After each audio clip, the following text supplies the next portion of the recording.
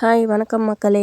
இன்றைக்கி நம்மளோட விலாக் எதை பற்றினதுன்னு பார்த்தோன்னா, காலையில் எழுந்திரிச்சோன்னையும் நம்ம தோட்டத்தை நம்ம செடி கொடியெல்லாம் வச்சுருக்கோம் இல்லையா, அதெல்லாம் வந்து ஒரு ரவுண்ட் அப்படியே பார்த்துட்டு வர்றது எனக்கு ரொம்பவே பிடிக்குங்க. இந்த மாதிரி உங்களுக்கும் பிடிக்குமா? நீங்கள் வச்சுருக்கிற அந்த செடி கொடியெல்லாம் காலையில் டைமில் எழுந்திரிச்சோன்னையும் போய் பார்க்குறதுக்கு.